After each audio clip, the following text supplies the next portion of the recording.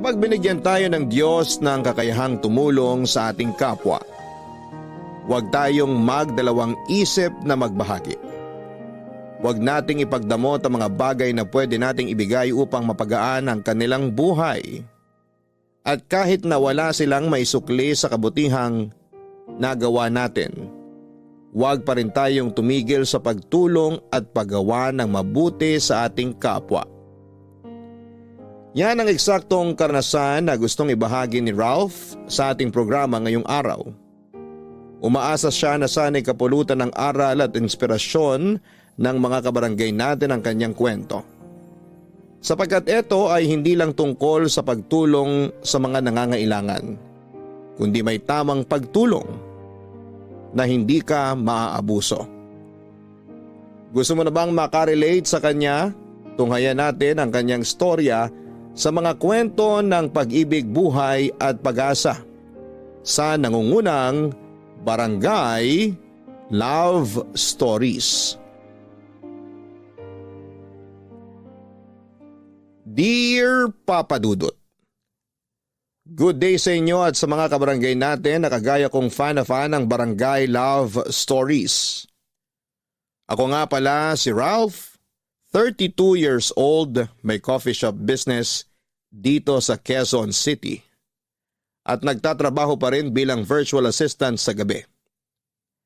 Bata pa lamang ay pangarap ko na talagang magkaroon ng negosyo. At sa edad kong ito ay wala pa akong sariling pamilya dahil hindi ko pa naman yon prioridad. Sabi ng mga kaibigan ko, mag-girlfriend na raw ako o di kaya ay dumiretso na sa pag-aasawa. Pero lagi ko lang silang sinasagot na busy pa ako sa pagpapayaman. Ang totoo ay dayo lang naman ako dito sa Quezon City at tubong General Santos City talaga ang aming pamilya. Mahirap lang ang buhay namin noong araw kaya nangarap ako na makapagtapos ng pag-aaral para umasenso. Lagi kasing sinasabi sa akin ni nanay at tatay na wala silang ibang maipapamanang kayamanan sa amin ng ate ko, kundi ang edukasyon lang. Kahit na mahirap lang kami ay masasabi kong ginapang ng aming mga magulang ang pag-aaral namin. Jeepney driver ang tatay namin at ang nanay naman namin ay tumatanggap ng mga labada. Masinop din sila sa pera kaya kahit papaano ay may naitatabi sila para sa pag-aaral namin. Kaso ako lang ang nakatungtong sa kolehiyo at nakapagtapos sa aming dalawa ng ate ko. Matapos niyang maagang nag-asawa at nagkaanak. Para makatulong sa mga magulang namin, nag-working student ako bilang tauhan sa isang computer shop sa lugar namin para matustusan ang pangbaon ko sa eskwelahan. Ginagawa ko yon tuwing uwian namin sa hapon hanggang alas 12 ng madaling araw. At kahit na nakakapagod at nakakapuyat ay proud akong nairaos ang kurso kong marketing administration. Nung graduate ako sa college ay nagtrabaho ako sa isang private company sa Davao ng 1 taon. Pero nangarap ako na makaluwas sa Maynila dahil pakiramdam ko mas marami at malaki ang opportunity na naghihintay sa akin doon. Kaya nga kahit ayaw ng mga magulang namin ay sinuportahan pa rin nila ang desisyon ko. Taong 2015 sa edad na 22 ay nakarating ako sa Quezon City. Nagkataon kasi na may inaplayan ako ritong trabaho na nangangailangan ng relokasyon kaya sinamantala ko na. Tumagal din ako sa naturang kumpanya ng 5 taon bago nag-pandemic kung saan ay kasama ako sa mga inalis sa trabaho. Pero hindi ako nawalan ng pag-asa at naghanap kaagad ako ng ibang mapagkakakitaan. At doon ako napunta sa mundo ng pagiging virtual assistant. Habang nagsisimula akong bumangon ng mga panahong yon, ay tumindi naman ang kagustuhan ko na tuparin ang matagal ko ng pangarap na magkaroon ng negosyo na natupad naman taong 2023.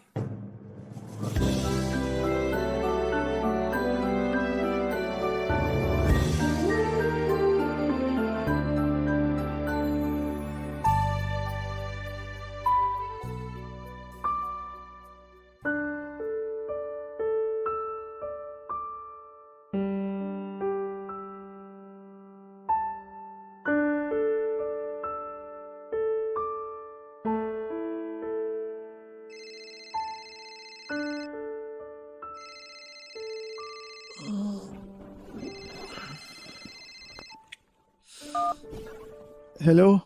Hello, Ralph? Sino to? Anong sino to? Ako to, yung ate mo. Ay, sorry ate. Kagigising ko lang eh. Wow, tanghaling tapat na ngayon ka palang gigising. Iba talaga kapag mayaman na. Ayos lang kahit tanghaliin ng gising at hindi masyado magbanat ng buto. Ano ka ba? Hindi ako mayaman.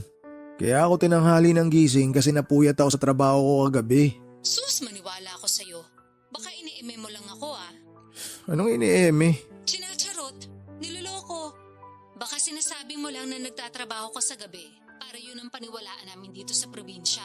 Pero ang totoo, pag gimmick-gimmick ka na lang. Yun ang totoo. Napuyat ako dahil sa trabaho. Bakit naman ako magsisinungaling sa inyo? Baka kasi akala mo na hindi pa namin alam ni nanay at tatay dito, isama mo na rin yung iba nating kamag-anak na nakapagbukas ka na ng negosyo dyan sa Manila. Ayaw mo lang ipaalam sa amin na big time ka na at asensado. Unang-una, di ko naman tinago sa inyo na may negosyo na ako dito. Alam nyo naman na matagal ko ng pangarap yun, di ba? Ipinangalan ko pa nga kina nanay at tatay yung coffee shop ko eh. Pangalawa, may binabayaran akong mga tauhan at renta ng pwesto. Kaya kailangan ko pa rin magtrabaho. Kabubukas pa lang ng coffee shop ngayong taon. Hindi pa masyado kumikita yun. Kaya saan galing yung mga pinagsasabi mo na chinacharot ko kayo? Tsaka sinong big time? Para sabihin ko sa'yo ate, may mga binabayaran pa rin akong bills dito. Nagigipit pa rin ako. Kumpara naman sa buhay namin dito sa probinsya, nasa mas maayos na kalagayan ka naman dyan sa Manila eh. Siyempre ang hirap-hirap kaya na may tinataguyod na mga anak. Buti ka nga solo mo lang ang pera mo, ako, wala lang ang pera. Kung meron man, hahatiin ko pa sa mga anak namin ang kinakasama ko. Uy, teka. Hindi naman tama na isumbat mo sa akin yung mga pinagkakagastusan nyo ng pamilya mo. Hindi ko naman sinusumbat. Pero nagkukumpara lang ako ng ganito o ganyan. Kaya wag na wag mong sasabihin na nagigipit ka. Kasi mas may gipit pa rin sa'yo at kami yun ang pamilya ko rito sa probinsya. Ay, bakit ka ba tumawag, te? Kung wala ka nang sasabihin, ibababa ko na to. Gusto ko pa matulog. Inaantok pa ako. Ha? Ay, ano kasi? Sige na ate, tsaka na tayo mag-usap. Mamaya na, para ka naman tanga eh. Wow, ako ba talaga yung tanga? Sino pa nga ba? Tayo lang naman magkausap dito. Bakit ka nga kasi tumawag? Ito naman masyadong mainipin. Ano nga kasi? Inaantok na ako, bababa ko to. Uutang sana ako. Ano? Ano ba yan? Ulit-ulit naman eh. Sabi ko, uutang sana ako. Kasasabi ko lang na marami rin akong gastos dito, di ba? Oo nga. Pero may inaasahan ka namang pera na susweldohin dyan sa trabahong sinasabi mo. Idagdag mo pa yung negosyo mo. O diba? Tiba-tiba ka rin eh. Ang labo ng katwiran mo. Hindi nga ako tiba-tiba dito. Hindi raw. Ganun na rin yon. Kaya pautangin mo na ako kasi sobrang gipit kami ngayon. Alam mo ba, sunod-sunod kami nagkasakit ang mga pamangkin mo. Ubo, sipon, tsaka lagnat. Hawa-hawa na. Wala na rin kaming bigas na maisasaing. Kaya lalo ko nangangayayat eh. Yung kinakasama ko naman sakit ng ulo pa rin. Tapos yung iba mong pamangkin ay sarili lang iniisip. Kulang na lang mapanot ako sa konsumisyon. Kaya maawa ka naman sa akin na ate mo. Ibabalik ko naman sa iyo yung perang uutangin ko eh. Alam ko na pinaghirapan mo yun. Sige na Ralph. Pautangin mo na ako. Ay, ano pa nga bang magagawa ko? Alam ko naman hindi mo ako titigilan hanggat di kita pinauutang eh. Wala lang talaga ako malalapitan. Kapag sa iba naman ako umutang, itutubuan nila ng malaki. Kaya imbis na makabahid ako agad, lalo kong nalulubog. Kaya parang awa mo na. Pagbigyan mo na ako. Palibhasa, alam mo na hindi kita matitiis. Salamat talaga, Ralph. Hulog ka ng langit.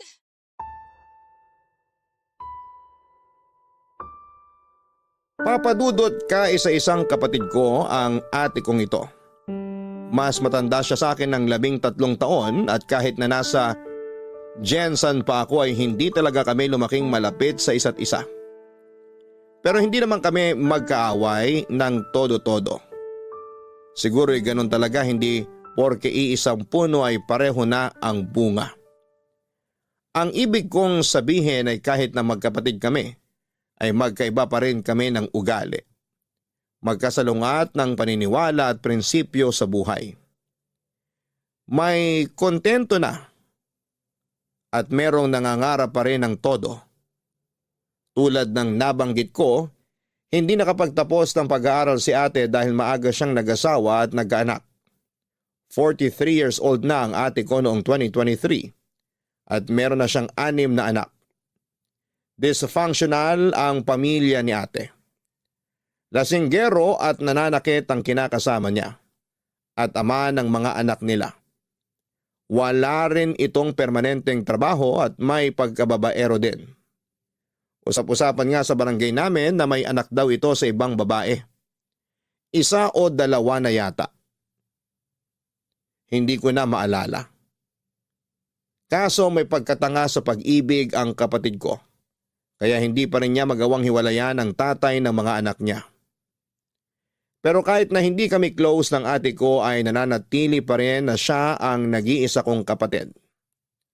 Siyempre hindi ko siya natiis nung humingi siya ng tulong sa akin. Agad ako nagpadala ng pera para pangkain nila at panggastos sa probinsya. Pero hindi doon natapos ang lahat dahil ng mga sumunod na linggo ay panay na hingi sa akin ng ate ko. At nagbibigay naman ako dahil ako ang mas nakakaluwag sa aming dalawa. Sa totoo lang ay regular ako nagpapadala kina nanay at tatay ng pera panggastos nila at pambayad sa bills. Inaabutan ko rin si ate paminsan-minsan. Pero tulad ng sinabi, meron din akong binabayaran kaya hindi ko masasagot lahat. Isang beses umuwi ako sa amin sa General Santos para mag-celebrate ng birthday ko. Tuwang-tuwa sina nanay at tatay nang makita ako at ganoon din ako dahil na-miss ko sila ng sobra. Uy, Ralph, thank you dun sa pasalubong mo sa mga anak ko, ha? Tuwang-tuwa sila, lalo na yung pangalawa ko. Sakto kasi sa kanya yung sapatos na bigay mo.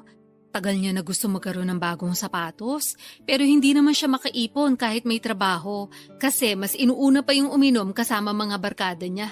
Ewan ko ba sa batang yun? Mana sa tatay? Naku ate, mahirap yan. Magiging bisyo yan, katagalan. Yun na nga ang paulit-ulit kong sinasabi, kaso matigas ang ulo.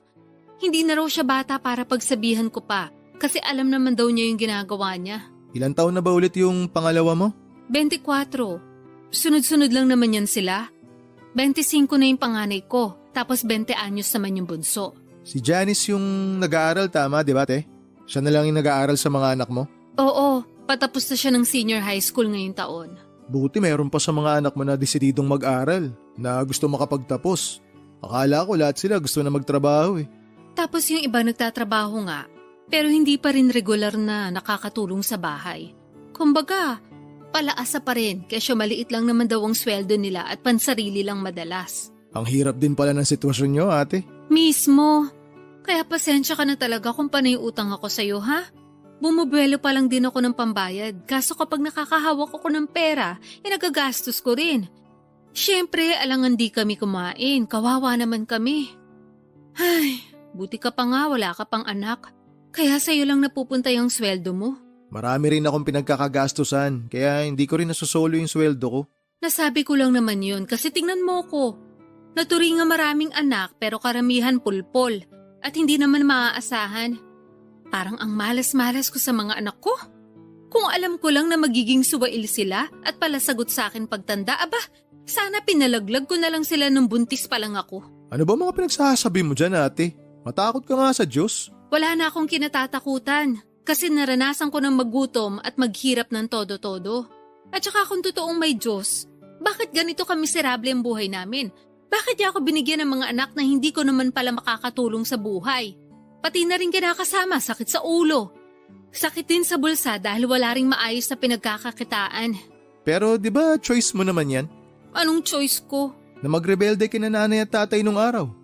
Hindi ka pumapasok sa eskwelahan para makipagkita ka sa boyfriend mo noon. O at least kayo'y nagkatuluyan ngayon. Di ba mas ginusto mo naman na mag-asawa na lang agad kesa magtapos ng college? Kasi ang dahilan mo gusto mo na lang magtrabaho. Inaani mo lang yung mga tinanim mo noon. Sobra ka naman. Nakaraan na yun eh. Bakit ang hilig mo pang ungkatin? Hindi ko naman inuungkat. Sinasabi ko lang. Kasi nagawa mo pang sisihin ng Diyos sa maling choices mo sa buhay. Eh ikaw naman lahat na may kasalanan kung tutuusin. Oy! Grabe ka na talaga sa akin ha. Baka nakakalimutan mong ate mo pa rin ako. At 13 taon pa rin ang tanda ko sa'yo. Hindi porket nakapagtapos ka ng pag-aaral, may sariling negosyo at asensado, may karapatan ka ng panghimasukan ng buhay ko. Buhay ko to, choice ko to. Kaya nga, alam ko, buhay mo yan, choice mo yan. Sorry, pero nagsasabi lang naman ako ng totoo. Pumreno ka pa rin kasi nakakasakit ka na eh. Ikaw nga hindi kita pinakikialaman sa mga choice mo. Oo na, sige na, pepreno na sa susunod. O mabalik tayo kay Janice. Yung bunso ko, alam mo, pangarap niyan makapagkolehiyo. Kaso wala naman kaming pantustos sa pag-aaral niya. Sabi nga ng ama niya, tumigil na siya sa pag-iilusyon na makakapagtapos pa sa college. Mas mabuti niyang gawin magtrabaho na lang pagka-graduate. Ayos parang hindi niya anak yung kausap niya kung makapagsalita siya. Tsaka sobra naman yung nag-iilusyon. Buti nga masipag yung bata Gustong gusto makapagtapos ng pag-aaral. Ganun talaga pag hindi nakatungtong sa eskwelahan. Bopols. Pero ayun nga, gustong gusto talaga ng pamangkin mo na mag-aral. Idol ka niya Gusto ka niyang tularan pagdating ng panahon. Yun bang asensado sa buhay? Alam mo masipag mag-aral yung anak ko Pwede mo ba siyang tulungan na matupad yung pangarap niya na makapagkolehiyo? Sige na, pag-aralin mo naman yung pamangkin mo.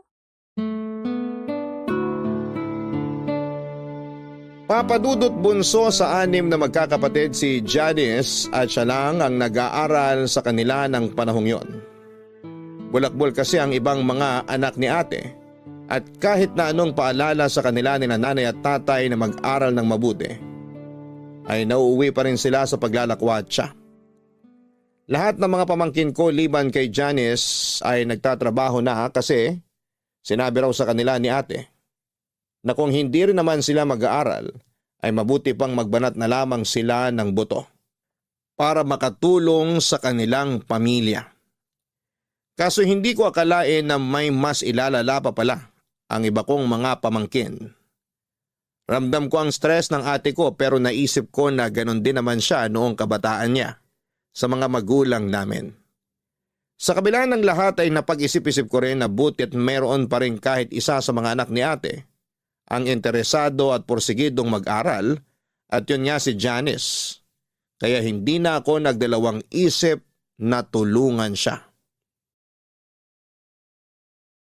Papadudot kong ilalarawan ko ang pamangkin ko ay masasabi kong mahiyain siya at matipid magsalita.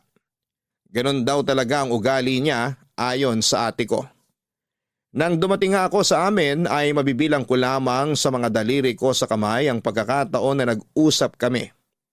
Puro pa yun small talk tulad ng maiksing kumustahan lang. Pero naiintindihan ko naman dahil noon lang din kami nagkita, papadudot. Sa kabila ng lahat ay inoobserbahan ko ng mabuti si Janice at base naman sa nakita ko ay desidido talaga siya na makapag-aral. Bukod doon ay lagi rin siyang binibida sa akin ng ate ko. Kaya naman habang tumatagal ay mas nakumbinsi ako na tulungan ang pamangkin ko na makapag-aral. Hindi naman ako mayaman pero sa aming dalawa ni ate ay ako ang mas nakakaluwag. Turo sa amin ng aming mga magulang na tumulong, lalo na kung meron kaming kakayahan. Kaya bago ko bumalik sa Maynila, ay nagabot ako ng pera sa ate ko, pang-enroll ng aking pamangkin. Buti ate, napapunta mo si Janice dito para personal kami magkausap. Nga pala, marunong ba siya magtagalog? Huwag kang mag-alala, marunong magtagalog yun. Mahilig yun sa mga teleserye ng GMA. Doon siya natuto, pati yung tono. Pero okay lang din kung sakaling hindi. Marunong naman ako Huwag na! Tsaka para masanay na rin siya. Hello po, Ma. Hello po, Tito Ralph. Oh, andito ka na pala. Halika, tabihan mo ako rito sa upuan. Sige po. Nak, mag-thank you ka sa Tito Ralph mo. Dali.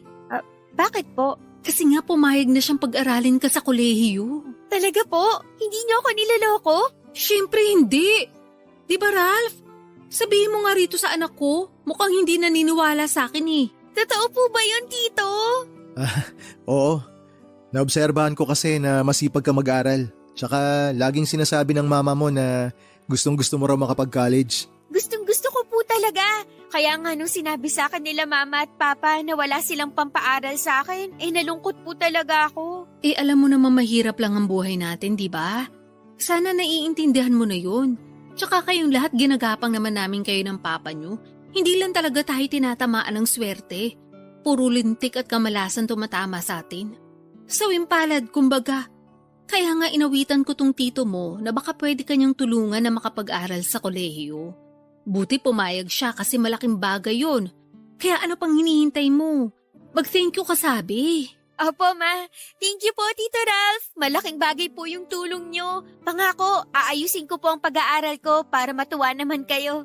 Ngayon pa lang natutuwa na ako sa'yo kasi nagsisikap ka talaga. Sana ipagpatuloy mo yan kahit na di magiging madali pag nasa college ka na. Hindi naman sa tinatakot kita pero iba kasi dun eh. Ibang-iba ron kesa sa senior high. Talaga? Sasakit ba ulo ng anak ko dyan? Ma naman eh. Siyempre, depende yon kung paano ko i-handle yung emotions ko. Saka marami na rin naman po akong naririnig na mahirap daw sa college. Yung ibang mga kaklase ko tuloy ayaw nang mag-aral pagka-graduate namin. Tingin mo, kakayanin mo. Siyempre po. Tama ang anak mo ate. Depende sa tao kung paano niya i-handle yung emosyon niya. Pero Janice, sana kahit na challenging ang college life, tapusin mo pa rin. Huwag mo susukuan. Sa bagay. Tingnan mo nga ikaw, nakatapos ka. Dapat gayahin mong tito mo, nak ha. Masipag, matyaga at may mataas na pangarap sa buhay. Opo, idol na idol ko nga yang si Tito. Maiba tayo. Meron ka bang kurso na plano mong kunin? Gusto ko po sanang mag-teacher, kaso sabi ni Mama, kuhain ko raw po yung katulad ng kurso na kinuha nyo. Tama naman. Kasi dyan yumaman ng tito mo. Si ate naman paulit-ulit eh. Sinabi nang hindi nga ako mayaman. Hindi pa mayaman. Pero yayaman ka rin. Mas yayaman. Ayaw mo ba nun? Huwag ka kasi masyadong nega at kontrabida. Dapat kahit hindi pa, sinasabi mo mayaman ka na para lalo magkatotoo. Gayahin mo ko. Lagi kong sinasabi sa mga kamag-anak natin na maayos ang pamilya namin ang kinakasama ko. Na maswerte ako sa mga anak ko. Hindi pa nga lang nagkakatotoo pero alam ko papunta na rin yun doon. Ay nako, ibang klase ka talaga mag-isip. Siyempre, bihira lang magkaroon ng utak na ganito sa akin, no? Sorry, Tito, kung masyadong kakaiba mag-isip si Mama. Ano ba kasi masama sa pag-iisip ko? Wala naman, pero kakaiba lang po. Kung sampalin kaya kita. Grabe naman po kayo. Grabe talaga ako. Alam ng tito mo yan eh, pati ng lolo at lola mo. Tsaka ng mga kapitbahay natin at mga kamag-anak natin. Alam mo ate, yung mga ganyan mo, hindi mo dapat pinagmamalaki yan. Ay teka, isa ka rin eh. Kung grabe ako, mas grabe ka sa akin. Nagsasabi lang naman ako ng totoo no. Ikaw ang grabe. Nakuha mo pa talagang ipagmalaki sa anak mo yung mga kabulastugan mo noon? Tama naman sinabi ni Tito, kaya wag niyo na po siyang pagdiskitahan, Ma. Ay naku, pinagtulungan niyo pa ako magtito. Nakakainis kayo ha. Lo, si Mama. Akala mo naman susuyuin namin siya. Papadudot masaya si ate sa perang ibinigay ko para makapag-enroll sa college si Janice. Dinagdagan ko pa yon ng sobra para may pambili ng uniform at gamit sa eskwelahan ang pamangkin ko. At nagdagdag ulit ako matapos sumirit ni ate.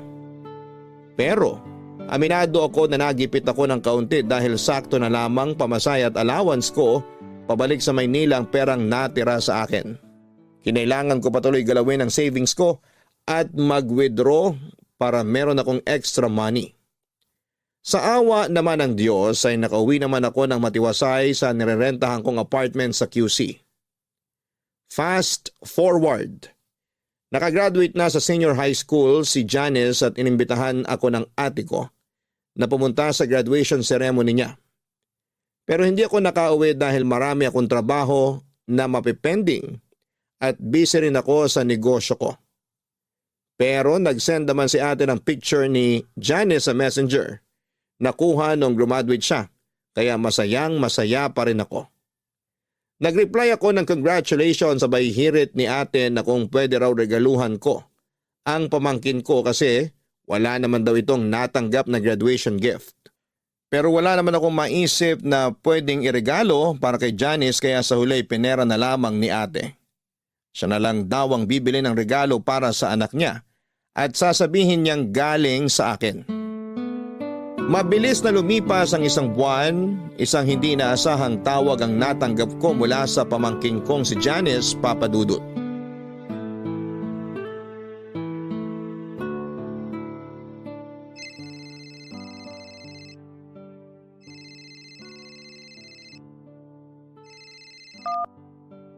Hello? Hello, Tito? Oh, Janice, napatawag ka. Opo pasensya na kayo kung naistorbo ko kayo. Baka lang may ginagawa kayo. Wala naman akong ginagawa. Bakit ka napatawag? Nahihiya po ako pero wala na akong choice kundi lumapit sa inyo at magsabi. Ha? Anong problema? May nangyari ba? Opo, meron po. Ayaw nga sabihin ni Mama kasi baka raw magalit kayo kaso kasalanan naman niya. Sige na, sabihin mo sa akin. Ano ba yun? Tungkol po yun sa pag-aaral ko sa college. May nahanap na nga akong university na papasukan ko. Kaya lang, atrasado pa po ako kung makakapag-enroll ako on time. Ha? Anong ibig mong sabihin? Paanong atrasado? Di ba nag-iwan na ako sa mama mo ng perang pang-enroll mo bago ako bumalik dito sa Manila? Yun nga po, kaso nagastos ni Mama yung pera. Ano? Nagastos niya? Sorry po, ayaw nga niyang ipasabi sa inyo kasi baka raw magalit kayo. Gagawa na lang daw po niya ng paraan kaso hanggang ngayon wala pa siyang nauutangan. Malapit na po yung enrollment ko. Natatakot ako na baka hindi matuloy pag-aaral ko tapos magalit kayo sa amin. Teka, sandali. Ano munang ginawa ng mama mo dun sa perang binigay ko na pang-enroll mo sana? Pinanghanda niya po nung graduation ko. Tapos nagastos niya lahat yung pera? Ganun na nga po. Tuwang-tuwa kasi siya dahil may nakagraduate na raw sa pamilya. Proud na proud siya sa akin. Nagpalitsyon po siya at kulang na lang pakainin niya yung buong barangay. Hindi ko lang po akalain na mauubos niya pati yung pera na pang-enroll ko. Ay, si ate talaga kahit kailan masyadong pabide. Kilala niyo naman po si Mama, di ba? Ugali niya talaga yon lalo kapag may nahawakan siyang pera. O tapos ngayon, mamomroblema kayo. Pati ako damay pa rito. Nagalit nga po ako sa kanya, pero sabi niya, wag ko na raw sabihin sa inyo kasi gagawan na lang niya ng paraan. Kaya lang, wala pa raw pong nagpapautang sa kanya. Tapos, malapit na nga ang enrollment ko. Di bale, huwag ka na mag-alala. Pwede naman kitang bigyan ulit ng pang-enroll mo eh. Pero gusto ko ikaw na humawak ng pera. Napakabulagsak kasi talaga ng mama mo eh. Nakakabuwisit. Opo, Tito. Sorry po ulit kasi nadoble pa yung gastos nyo. Hiyang-hiya po ako pero wala naman po akong malapitan. Hayaan mo na yon. Na-appreciate ko nga na nagsabi ka sa akin. Tama rin na nilapitan mo na ako agad. Hindi mo na pinatagal kesa naman di ka nakapag-enroll. Gusto ko talaga na tulungan ka sa pag-aaral mo. Sabi ko nga sa'yo noon, naoobserbahan ko na masipag ka mag-aaral tsaka determinado ka na makapagtapos. Ituloy mo lang yan. Sigurado ako na malayo mararating mo sa buhay oras na may hawak ka ng diploma. Yun nga po yung nasa isip ko palagi na mas marami ang oportunidad na magbubukas sa akin kapag nakagraduate na ako sa pag-aaral. Ayoko po na gumaya sa mga kapatid ko na mga tinamad na lang mag-aral at nagtrabaho na lang. Tapos hindi rin naman nakakatulong kina Mama at Papa.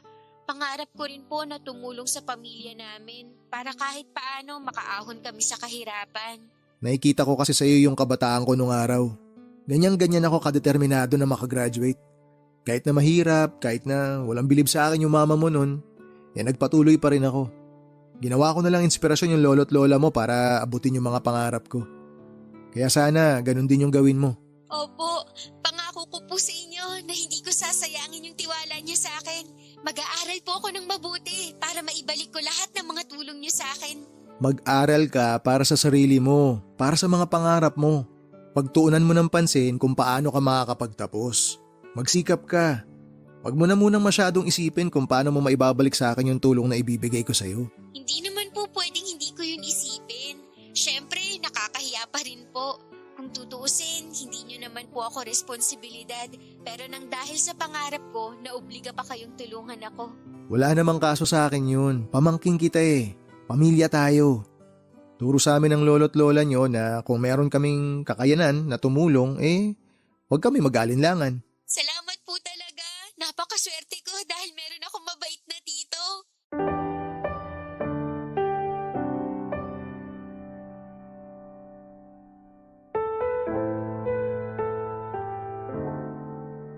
Papadudot gano'n na lamang ang gulat at pagkainis ko kay ate nang malaman ko mula mismo sa anak niya kung ano ang ginawa niya sa perang nakalaan para sa enrollment, pambili ng gamit at uniform ng pamangkin ko. Pero pinigilan ko pa rin ang sarili ko na magalit dahil ayokong ipakita kay Janice. Ayoko matakot siya sa akin kaya naman kinontrol ko ang aking emosyon. Sa halip ay huminga na lamang ako ng malalim at nagbilang ng 10 sa isipan ko para kumalma. Pagkatapos ng pag-uusap namin ng pamangkin ko ay naisip ko na parang hindi ko namang kilala ang ate ko na may pagkagastador at ugaling mahilig magpabida sa mga kamag-anak namin at kaibigan niya.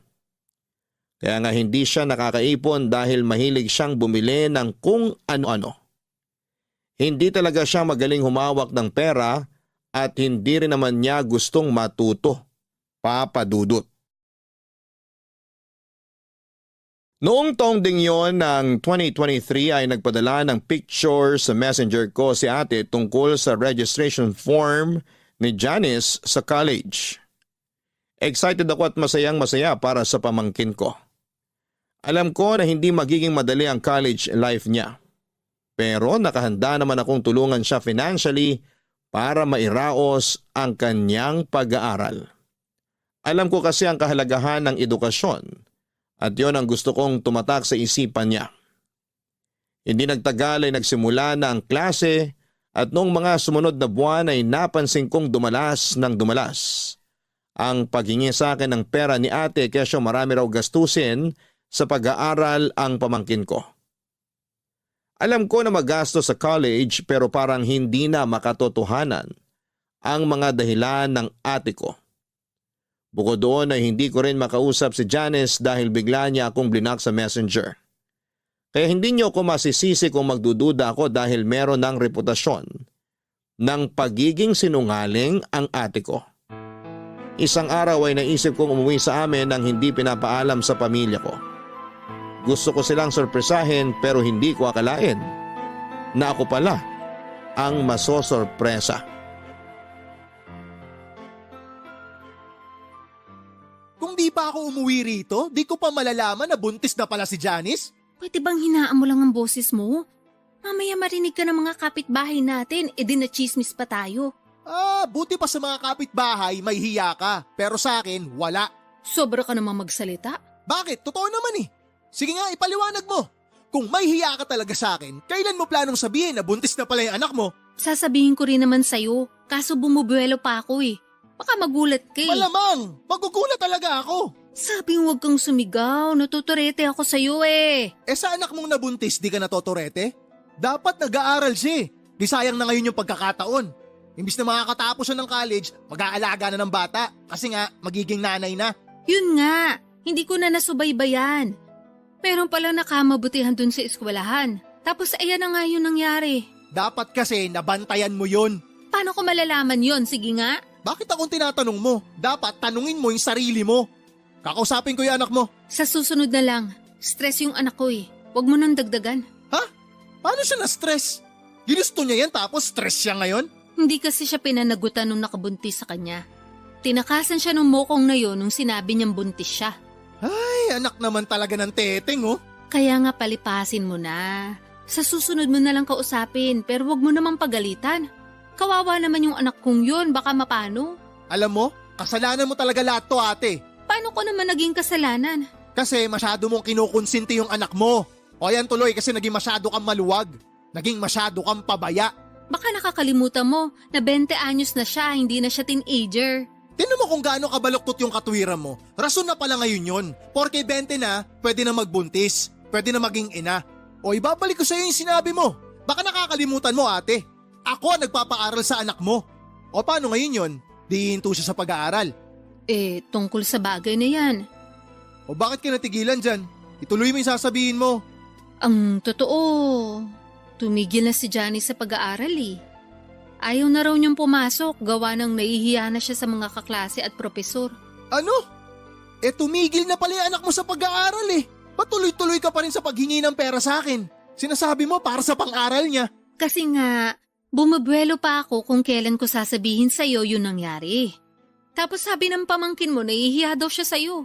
Kaya ka nga niya blinak sa messenger ba yun? Nakita raw niya na marami kang chat sa kanya kaya nataranta siya.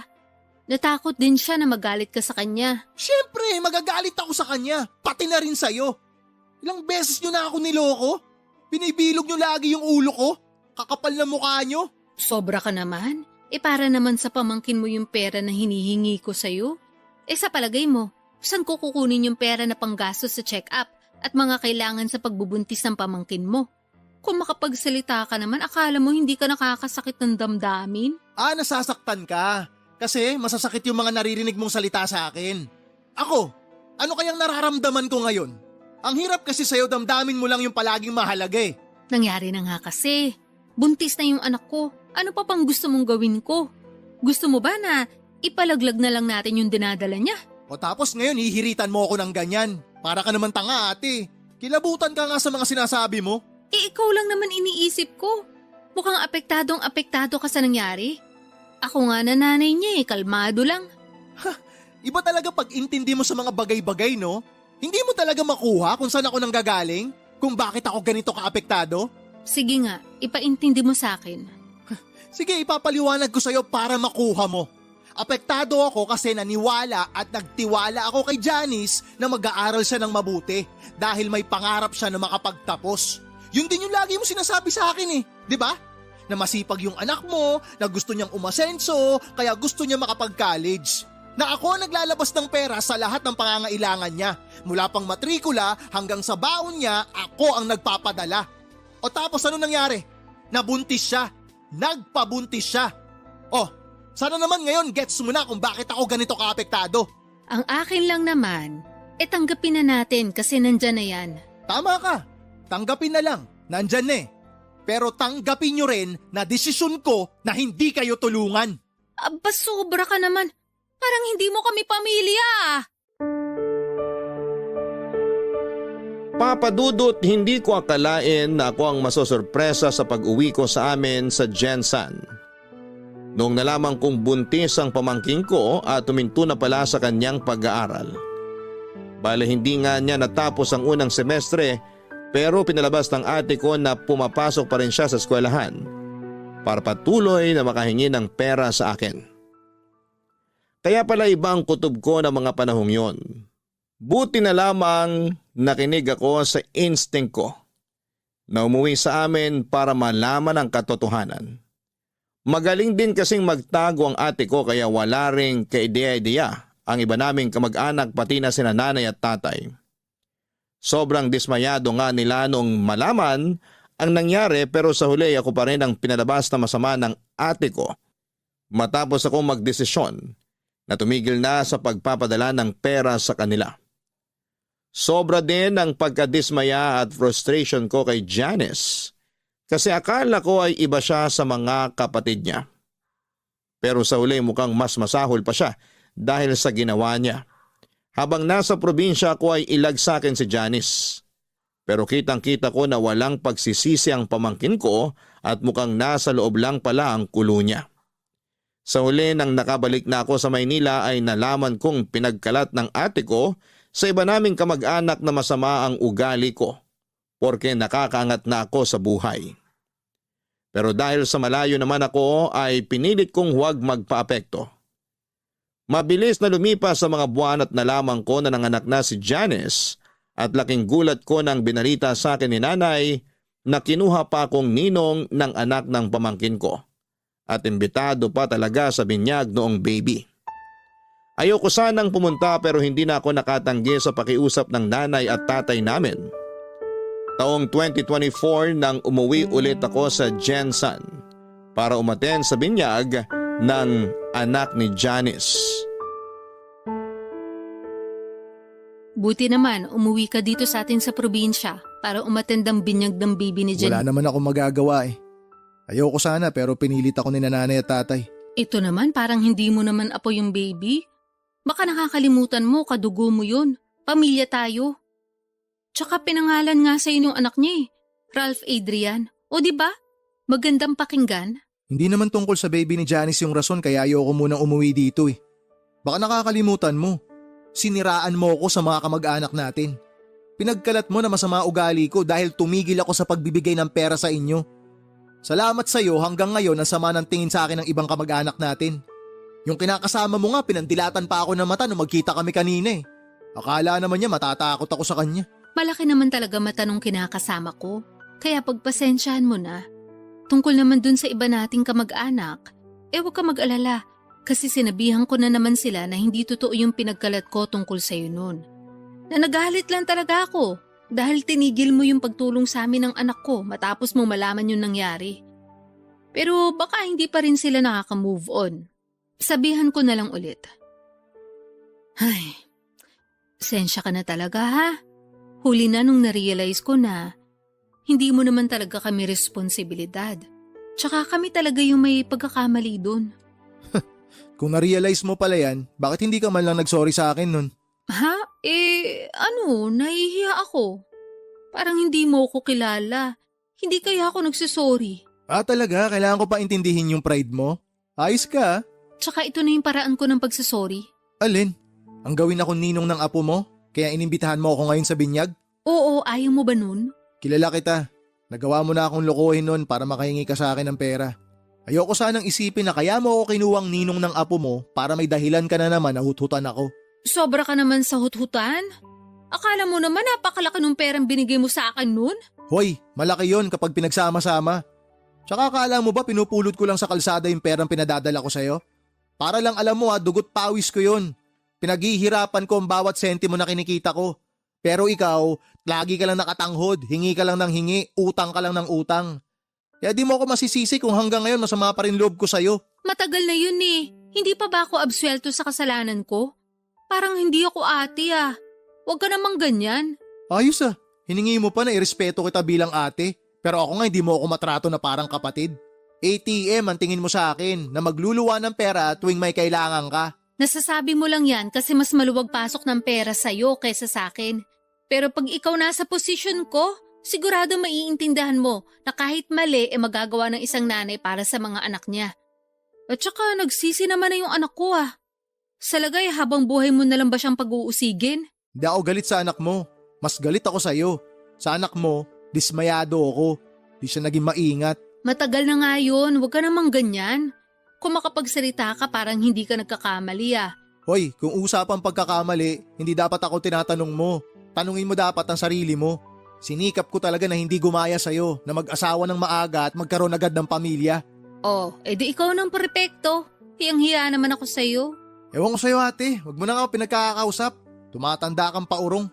Kailan ka kaya magmamature? Excuse me, matured na ako no? Talaga? Asa ka? Nakakasakit na talaga ng damdamin yung mga sinasabi mo sa akin ah. Yan, buti naman nasasaktan ka. Ibig sabihin, hindi ka pa manhid. Tsaka wag mo asahan na magsusorry ako sa'yo. Di ka nga marunong magsorry. Ay, sige na, alis na ako. Doon na ako kina nanay. Pagod na ako. Sandali lang naman. Ano ba yun? Huwag ka munang umalis. May sasabihin pa ako. Sabihin mo na yung sasabihin mo. Gusto ko na umuwi. Papadudot, gusto ko sanang maging casual lang ang pakikitungo ko kina ate at sa pamangkin ko noong umuwi ako sa Jensan. Pero bago ko humarap sa kanila ay nakiusap ang mga magulang namin na magbati na kami. Sinabi ni nanay na patawarin ko na raw si ate dahil nagawa lang naman niyang lokohin ako. Kasi desperado siya na makahingi ng pera na ginagamit din naman para sa pamangkin ko nung hindi ito panagutan ng nakabuntis dito.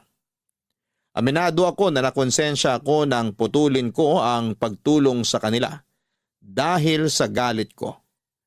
Kaya nga kahit naiilang pa ako noon nakausapin sina ate at Janice, ay sinantabi ko na lamang ang mga nangyari sa nakaraan.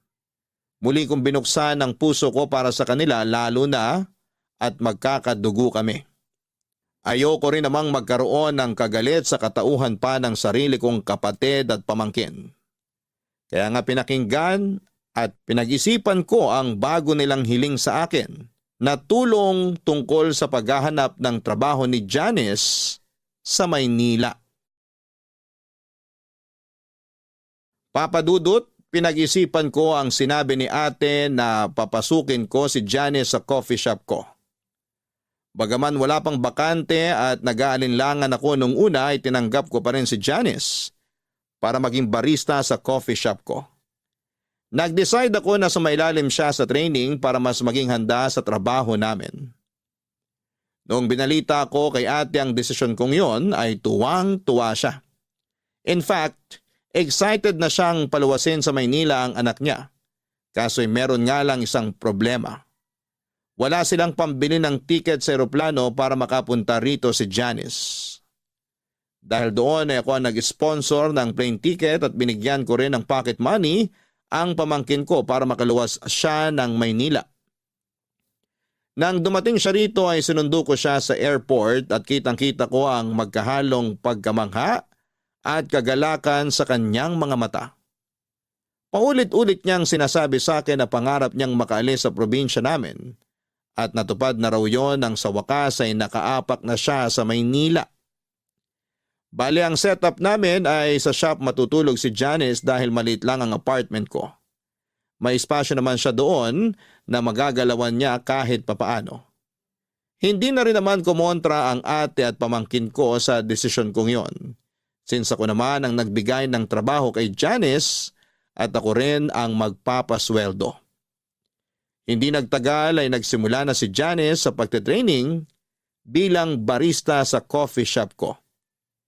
Ipinagkatiwala ko siya sa isa kong tauhan na bihasa sa ginagawa namin at nagsisilbi ko ring team leader. Kaso makaraan lang ang 2 linggo ay meron siyang nareklamo sa akin tungkol sa pamangkin ko.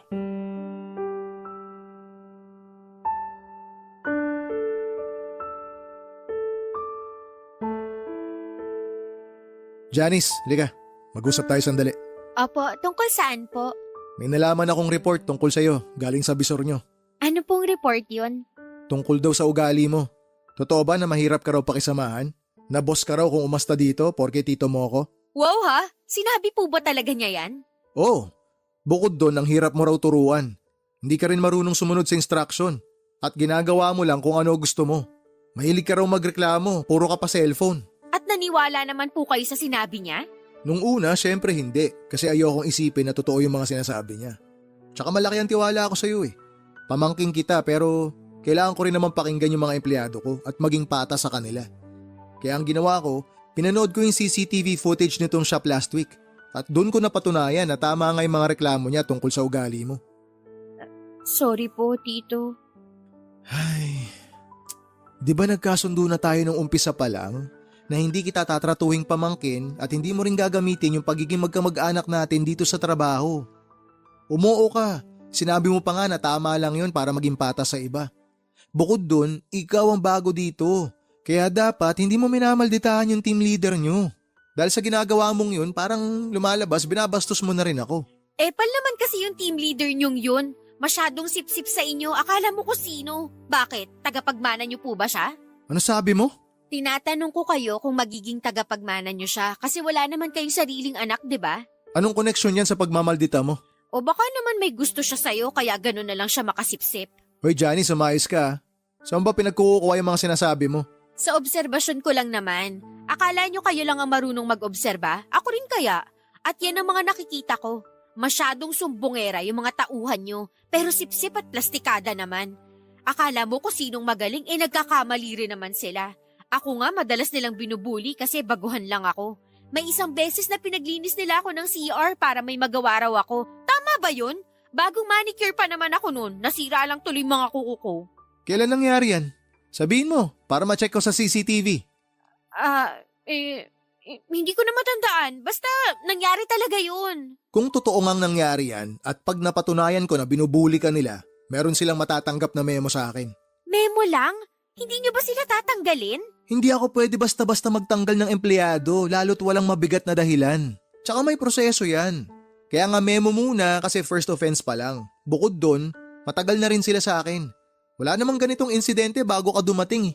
Ibig sabihin, ako lang talaga panira rito? Wala naman akong sinasabing ganun. Ganun na rin yun eh. Sinasabi nyo na ako lang panira dito sa negosyo nyo. Grabe, ang unfair nyo naman hindi nyo naman kaano-ano yung mga yon. Ako kaya ang pamangkin nyo rito. Hindi ko nakakalimutan na pamangking kita, pero sana wag mo rin kalimutan na kailangan kong maging patas. Sana maintindihan mo rin na pagdating sa trabaho, hindi mo lang ako tito, boss mo rin ako. Kung yung team leader nyo hindi mo magawang respetuhin, paano ako makakaasa na re-respetuhin mo ako pag di ka nakaharap sa akin? Sinong may sabi na hindi ko kayo nire-respeto? Nire-respeto ko kaya kayo. Respetuhin mo rin yung mga katrabaho mo. Mahalin mo sila kasi kayo yung magkakasama dito. Mahalin at pahalagahan mo rin yung trabaho mo kasi pinagkakakitaan mo to eh.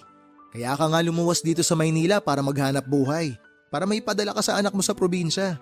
Alam ko naman yun. Hindi nyo na kailangang isumbat sa akin. Hindi kita sinusumbatan. Sinasabi ko lang sa'yo yung mga dapat mong gawin na dapat mong tandaan kasi nalilihis ka eh. Parang hindi mo ata naaalala kung bakit ka nagtatrabaho dito sa Maynila eh. Pinamumukha nyo na kayo ang nagpapasweldo sa akin. Na kayo rin ang nagbayad ng ticket ko sa eroplano para makapunta ako rito. Kulang na lang sabihin nyo sa akin ang kapal ng mukha ko dahil sa dami ng mga tinulong nyo sa pamilya namin. Siguro nga tama ako. Nagalit pa rin kayo sa akin hanggang ngayon. Kasi hindi ko tinupad yung pangako ko na magtatapos sa college dahil nabuntis ako ng maaga.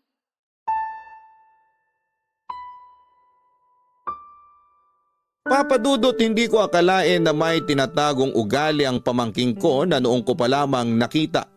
Ang bastos niya na sinasagot-sagot niya ako samantalang bilang boss niya ay pinagsabihan ko lang naman siya. Wala akong masamang intensyon at gusto ko lang maging patas sa mga tauhan ko. Ayoko na porke pamangkin ko siya ay hindi ko na siya sasawayin. Kaya nga tulad ng sinabi ko ay binalikan ko ang CCTV footage sa shop namin para panoorin at pakinggan ang buong 2 linggong recording ng maghapon na nasa shop sila para hanapin yung sinasabi niyang pambubuli sa kanya. Pero wala akong nakita. Sa halip ay kabaliktaran noon ang napanood at narinig ko. Si Janice talaga ang bully sa mga kasamahan niya at palagi niyang ginagamit na pamangkin siya ng may-ari. Habang tumatagal, lalo pang sumasakit ang ulo ko sa pamangkin ko nang dumala sa mga report na natatanggap ko tungkol sa kanya mula sa mga kasamahan niya. Paladabog daw si Janice. Hindi rin siya ngumingiti kapag may customer. Bagay na lagi kong pinapaalala sa kanya na kailangan niyang gawin sa trabaho niya. Sa totoo lang ay stress na ako kay Janice dahil parang gusto niyang siya ang masunod sa sarili kong shop. Pero hindi pa pala doon natatapos ang sakit ng ulo ko sa kanya. Nang tumawag sa akin si ate, nagalit na galit kesyo nakarating sa kanya ang balita na pinagsabihan at pinagalitan ko si Janice tungkol sa aming trabaho.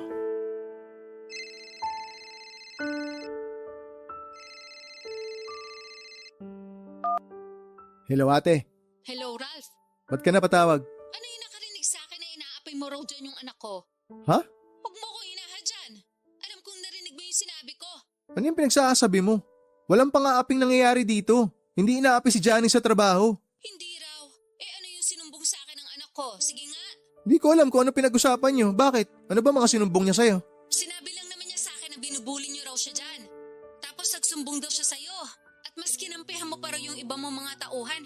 Aba Ralph, sino ba sa kanila ang pamangkin mo?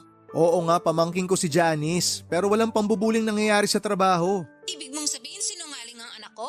Oo, nagsisinungaling siya. Dahil ako mismo ang nag-imbestiga sa reklamo ng mga kasamahan niya. Alam mo kung ano nadiskubre ko sa anak mo? Ano? Yung anak mo mismo ang bully. Binubuli niya lahat ng mga katrabaho niya. Huwag niya subukang itanggi dahil may ebidensya ako. Meron akong kopya ng CCTV footage kung saan huling-huli si Janice na nambubuli. Pwede ko ipadala sa'yo para sabayin yung panooring mag-ina. Para maliwanagan ka na may pagkasinungaling talaga yung anak mong maldita. Baka naman pwede nating pag-usapan to, Ralph. Pamangkin mo naman yun eh. Ate mo ko, di ba? Diyan kayo magaling. Kayo ng anak mo. Lagi niyong binabalandra sa mukha ko na pamilya tayo para makonsensya ako. Pero di niyo man lang ba naisip na nakakapagod kayo? Alam mo ba na hindi lang pambubuli ang problema ni Janice sa trabaho? Hindi lang yun ang issue rito. Tatamad-tamad din niyang anak mo. Bukod sa ubod ng maldita, nagmamarunong pa. Lagi pa nakasimangot sa harap ng mga customer ha. Hindi rin siya mapagsabihan. Kasi ultimo ako na tsuhin niya. Ganun-ganun na lang kung sagot-sagutin niya eh. O tama ba yon? Tapos ngayon malalaman ko na gumagawa siya ng kwento para malinis ang pangalan niya dyan sa inyo. Tapos palalabasin niya na kawawa siya rito. Ano yun? Para naman akong ginagawang tanga ng anak mo ate. Pagpasensya mo na yung pamangkin mong yun. Hayaan mo, pagsasabihan ko. Nako, hindi na ako aasa na pagsasabihan mo yung anak mo. Tsaka pagpasensyahan? Sawang-sawa na akong pagpasensyahan kayo. Akala ko iba'y hilat siya ni Janice sa'yo eh. Pero mag-ina nga talaga kayo. Parehong-pareho ugali niyong dalawa. Ano namang ibig mong sabihin, ha? Ikaw naman di mo pa nakuha agad. Gusto mo pa ipaliwanag ko sa'yo. Manang-mana sa'yo yung anak mo. Yun ang ibig kong sabihin. Pareho kayong sinungaling, pareho kayong manluloko, pareho kayong manggagamit, pareho ring masama ugali niyo. Aba, hinay-hinay ka sa mga sinasabi mo dyan. Ano maghinay-hinay pinagsasabi mo? Hoy ate, wag mo ako manduhan. Punong-puno na ako sa inyo ng anak mo. Tinulungan ko kayo, pinagkatiwalaan kasi nga tulad ng lagi mong dinadahilan, pamilya ko kayo. Pero anong ginawa niyong mag-ina? Ha? Ano? Niloko niyo ako ng paulit-ulit. Ang nakakatawa dito, nagkuntsabaan pa kayong dalawa. Alam mo sa totoo lang, akala ko tama nakalimutan ko na lang yung atraso niyo sa akin eh. Lalo ka na, nung siniraan mo ako dyan sa atin. Kasi nga tinigil ko yung pagbibigay ko sa'yo ng pera nung mabuntis yung anak mo. Akala ko tama na patawarin kita eh. Kasi sabi mo nga nakaraan na yun, kalimutan na natin yun, pwede naman tayo mag-move on. Pero sa tingin ko, yun na ata yung pinakamalaking katangahang nagawa ko sa tanang buhay ko. Nakakapagod kayong tulungan kasi mga abusado kayo. Nasasabi mo lang yan dahil nakakaluwag ka. Ikaw kayang pumalit sa posisyon namin. Tignan ko kung hindi ka maging desperado para lang makaahon sa kahirapan. Naranasan ko rin naman maghirap ah. Baka nakakalimutan mo, bata pa lang tayo, mahirap na buhay natin. Iisa ang pamilyang pinanggalingan nating dalawa ate. Kaya nga nagsumikap ako eh. Hindi ako tumigil sa pag-abot ng pangarap ko. Inisip ko na isang araw may aahon ko rin ang pamilya natin sa kahirapan. Oh, ngayon meron akong savings, meron akong konting naipundar, meron akong maayos na trabaho, meron akong sariling negosyo kasi nagsumikap ako. Hindi ako tinamad na kumayod at hindi ako naging malandi katulad mo. Para sabihin ko sa'yo, narating ko to nang hindi naging desperado na gumawa ng masama at manloko ng kapwa para lang makaahon sa kahirapan. Hindi kagaya mo. Wala lang sa'yo na loko-lokohin ako, maitawid nyo lang yung katamaran nyo. Kasalanan mo talaga eh, tsaka ng baluktot mong katwiran kung bakit naligaw ng landas yung mga anak mo. Dapat ikaw yung gumagabay sa kanila eh. Pero ikaw mismo yung dahilan kung bakit sila napariwara. Grabe ka naman sa mga sinabi mo. Humanda ka. Ipagkakalat ko sa buong barangay natin na masama ang ugali mo. Gawin mo! Sino tinakot mo? Akala mo kakabahan ako dyan sa pagbabanta mo? Di sige, subukan mo. Sa oras na masira yung pangalan ko dyan, ididemanda kita. Gagawin mo yon? Bakit hindi? Hindi ako natatakot sa'yo. Oh, pinagbantaan mo ako, nasisiraan mo ako dyan sa atin. Tapos ngayon sinabi ko na didemanda kita, nagtatanong ka kung gagawin ko ba talaga. Para ka naman tanga kausap ate. Hindi lang kita pinapatulan noon, pero punong-puno na ako sa'yo ngayon. Napagod na ako sa pagtulong sa inyo, napagod na ako sa ugali mo. Kaya wag na wag mo akong tinatakot kung ayaw mong may kalagyan ka. Sige na, bababa ako na to. May trabaho pa ako. Papadudot alam ko na mali na takutin ko si ate, pero ayoko namang isipin niya na palalagpasin ko lang ang ginawa ng anak niya. Saka binigyan ko naman ng tsansa si Janice na ayusin ang ugali niya pero hindi niya pa rin ginawa yon. Unfair sa iba niyang kasamahan na nagtatrabaho ng patas. Kaya nga nag-decide akong tanggalin na lamang siya sa trabaho at pauwiin sa Jensen. Bagay na hindi na nila tinutulan ng ate ko. Ako ang sumagot ng plane ticket ng pamangkin ko pabalik sa probinsya namin at simula noon ay nawala na ako ng amor sa kanila. May mga naririnig akong balita tungkol sa kanila mula kina nanay at tatay pero lagi kong sinasabi na wala na akong pakialam. Ang totoo ay meron pa naman pero ayoko nang makialam. Dahil baka makahanap na naman ng opportunity ang ate ko na gamitin ako sa pansarili niyang pakinabang. Pagod na akong tumulong ng bukal sa puso para lang lokohin at gamitin ng pamilya nila. Bagaman hindi ko pa rin naman tuluyang pinuputol ang ugnayan ko sa kanila bilang kamag-anak, mas payapa ang buhay ko kapag limitado ang pakikisalamuha ko sa kanila. Alam ko sa puso ko na ginawa ko ang lahat para tulungan ang pamilya ng ate ko. Kaunting pagsasakripisyo lang naman ang kailangan nilang ipuhunan. Pero tamad sila. Mareklamo at walang tiyaga. Kaya naisip ko na hindi ko na sila responsibilidad. Dalangin ko na lang na may matutuhan sa buhay si ate at ang pamilya niya. Kapag nangyari yon, baka pwede ko pa ulit silang tulungan.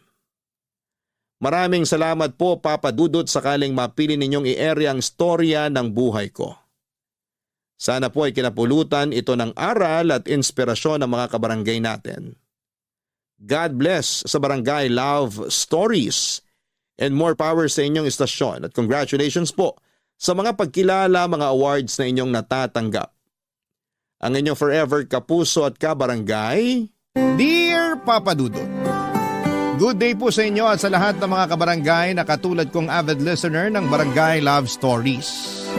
Tawagin niyo na lamang po ako sa pangalang Vito, 33 years old at nagtatrabaho bilang auditor sa isang private company dito sa Quezon City. Sa edad kong ito ay wala pa akong asawa dahil ginugol ko na sa pag-aalaga sa aking nanay na may sakit na demensya ang nakaraang 10 taon ng buhay ko. Kaya lang noong buwan ng August 2024 ay tuluyan nang namaalam ang mahal kong ina. Kaya nga naisipan kong magpadala ng sulat sa inyong istasyon upang ibahagi ang aming kwento na magsisimula noong 20 years old pa lamang ako. Tubong Cainta Rizal kami ng aking pamilya. Single parent si Nanay Cedes at mag-isa niya kaming tinaguyod ng Ate Susan ko. Mananahi siya sa isang garment factory sa Taytay. At kahit na mahirap ang aming buhay ay pilit niyang nilakasan ang kanyang loob upang mapag-aral kaming magkapatid. Laging bukang bibig ng nanay na edukasyon lang daw ang kaya niyang ipamana sa amin dahil nga dukha lang ang aming pamilya. Kaya nga naging mukha siya ng pagiging istrikto sa aming magkapatid. Naunahin ang aming pag-aaral at huwag munang magpapamilya, Papa Dudut.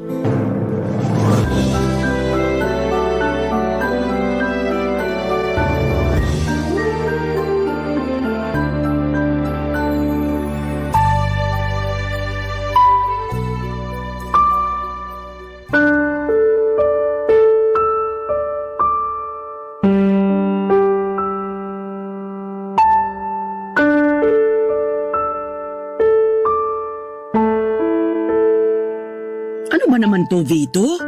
2 major subject mo pa talaga yung 3? Tapos yung iba rito ay puro na 2? Sigurado ka bang makakagraduate ka nito? Opo, Nay. 5 naman po yung bagsak. Wala naman po akong 5 dyan.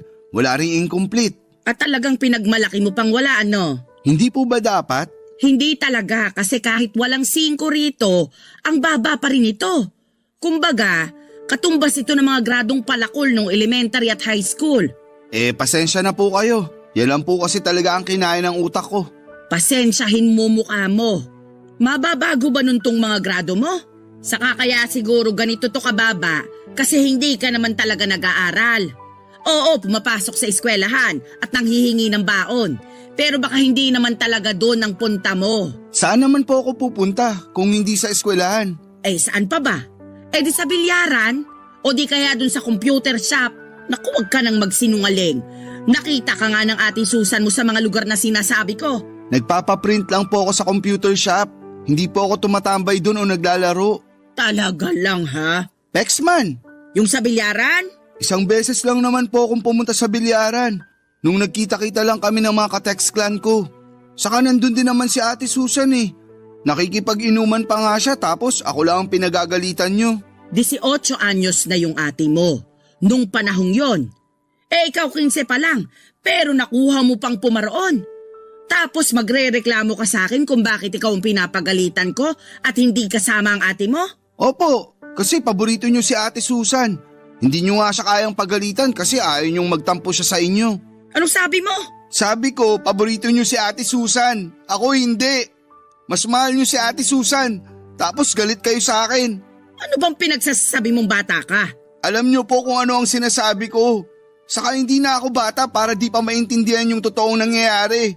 Ang unfair nyo, Nay. Kasi si Ate Susan lang yung tinuturing yung anak. Tapos ako, parang wala lang. Kung parang wala ka lang para sa akin, sana hindi na kita pinag-aral, pinakain at pinatira sa bahay ko. Hirap sa'yo, sumasama ang loob mo pag napagsasabihan ka. Maanong intindihin mo munang mabuti ang sitwasyon? Total, sabi mo hindi ka na bata. Ibig sabihin, malawak na dapat ang pangunawa mo. Kahit na anong sabihin nyo, ganun ko po nakikita ang sitwasyon. Sana talaga hindi na ako sinaoli nun ni tatay sa inyo. Abay, sana nga. Ano pong sinabi nyo? Sana nga, hindi ka na sinauli sa akin ng magaling mong ama kung magiging ganyan lang katigas ang ulo mo paglaki. Napakawalang utang na loob mo, Vito. Hindi ka marunong rumispeto sa ina mo na nagpalaki sa'yo. Papa Dudut, junior ako ng tatay ko at bukod doon ay kamukha niya rin ako. Kaya ganoon na lamang ang irita sa akin ng nanay sa tuwing maaalala niya sa akin ang nambabae naming tatay. Noong naghiwalay sila ay kinuha raw ako ni tatay pero binalik din kalaunan sa poder ni nanay Papa Dudut. Kaya pala hindi niya ako paborito dahil bukod sa mga katangiang yon, mahina rin talaga ako sa klase namin at may pagkabulakbol. Hindi ko naman siya masisisi kung natuon ang lahat ng atensyon niya sa ate Susan ko dahil nga para sa kanya ay mabait ito at masunurin. Kahit na inis ako dahil lagi niyang kinakampihan ang ate ko, hindi naman ako nagtanim ng sama ng loob kay nanay. Kasi siya pa rin naman ang nag-iisa naming magulang na nagtaguyod sa aming magkapatid. Mahal ko pa rin siya kahit na hindi kami madalas magkasundo. Kaya lang dahil sa favoritism ni nanay ay hindi kami lumaking close sa isa't isa ni Ate Susan. Para sa akin ay hindi totoo ang lahat ng kabaitan at pagiging masunurin niya na laging nakikita ni nanay.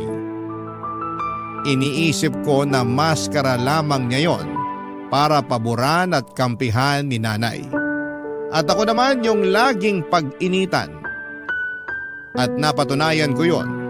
Nung isang gabi ay nahuli ko siyang ginagawa ang bagay na yon.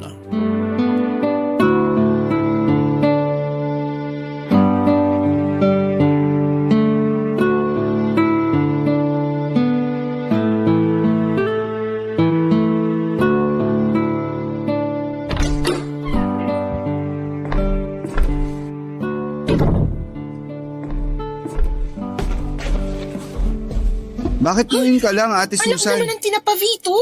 Bakit gising ka pa? Alauna na ng madaling araw, oh. Alam ko, marunong akong tumingin ng oras. Bakit nga gising ka pa? Kasi nakita ko kayo. Ha? Nakita ko kayo nung kasama mong lalaki na nagalikan sa tapat ng bahay natin. Siguro boyfriend mo yun, no? Eh ano naman ngayon sa'yo kung oo? Lagot ka kay nanay. May boyfriend ka na. Bakit ako lagot? Eh nasa tamang edad na ako.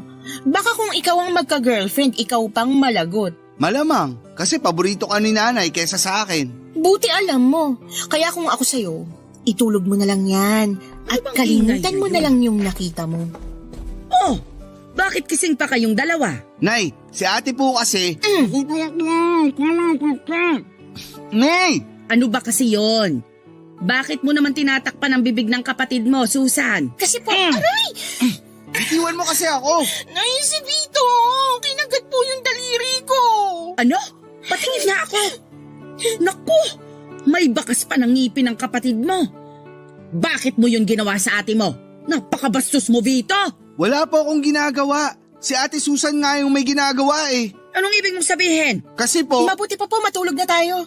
Huwag niyo na kausapin niyang si Vito kasi malamang kung ano-ano na namang kalukuhan ang sasabihin yan. Anong puro kalokohan?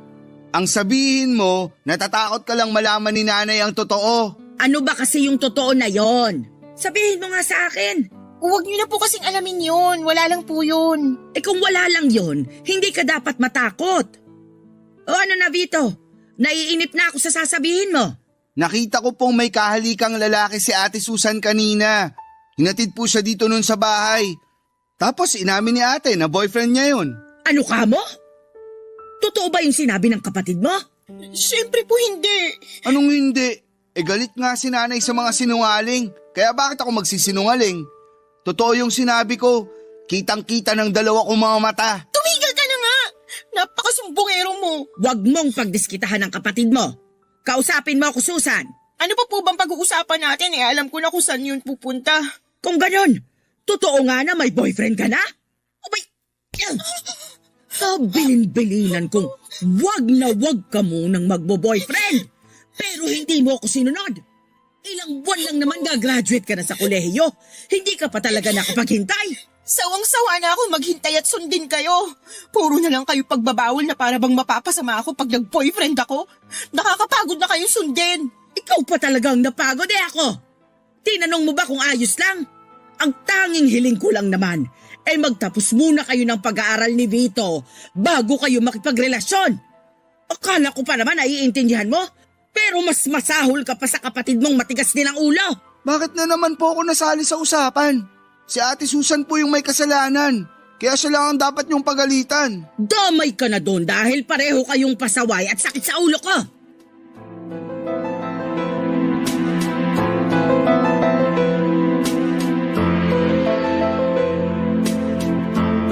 Papadudot, ayaw talaga ni nanay na mag-boyfriend si Ate Susan dahil graduating na siya sa college. Saka 21 years old pa lamang siya noon. Pakiramdam kasi ni nanay lahat ng mga lalaki ay manloloko katulad ng tatay namin. At para sa kanya ay agrabyado si Ate Susan dahil babae siya sakaling mabuntis, lokohin at iwan siya ng boyfriend niya. Bukod doon ay mahirap daw kasi kung may anak na, kaya hanggat maaari unahin muna namin ang pag-aaral at pagtatrabaho. Kaya nga noong nahuli ko si ate na may kahalikang lalaki ay wala naman talaga akong intensyon na sabihin yon kay nanay. Plano ko lang sanang gamitin ang nalaman ko para mapasunod si Ate Susan. Kaso nangyari na nga ang hindi dapat mangyari. Galit na galit sa akin ang ate ko kasi sinumbong ko raw siya sa nanay namin kaya naman pinagbantaan niya ako na mananagot ako sa kanya. Nung una, papadudot ay hindi ko pinansin ang pagbabanta niya dahil ako naman ang pwede niyang gawin. Kaya lang isang araw nang pauwi na ako galing sa eskwelahan ay may grupo ng 3 lalaki na humarang sa akin. Yung isa doon ay namukhaan ko na lalaking kahalika ng ate ko. Siya yung humablot sa bag ko at nagdala sa akin sa may talahiban. Siya rin ang tumulak sa akin sa may putikan. Yung isa naman ay sumipa sa akin sa tiyan tapos yung isa naman ang sumabunot sa akin. Pagkatapos noon papadudot ay tuluyan na nila akong binugbog upang turuan daw ng leksyon. Barangay Love Stories. Barangay Love Stories. Papadudot, hindi naman ako napuruhan sa pambubugbog sa akin ng boyfriend ni Ate Susan kasama ng mga tropa nito. Tinuruan lang daw nila ako ng leksyon dahil masyado akong madaldal. Kaya lang na-trauma naman ako. Alam ko na si ate ang may pakana ng mga bagay na yon kaya naman galit ako sa kanya. Hindi ko siya pinapansin kapag nasa bahay kami o kung minsan ay padabog ko na lamang na sinusunod ang mga utos niya para wala ng gulo. Wala rin naman kasing kwenta kung sasabihin ko pa kay nanay ang nangyari dahil baka lalo akong mapasama. Samantala ay pinagpatuloy lang ng kapatid ko ang pagbo-boyfriend kahit tutol si nanay. Sa uli wala na rin naman siyang nagawa at pinagbigyan na lamang ang paborito niyang anak. Naging legal pa nga sila ng boyfriend niya sa bahay. Kapag andon ang mga ito kasama si ate ay nanginginig ang tuhod ko sa sobrang takot. Madalas nagdadahilan na lamang ako para makaalis ng bahay, wag lamang silang makasama. Mabilis na lumipas ang 2 buwan at merong pinagtapat sa amin ni nanay, itong si Ate Susan.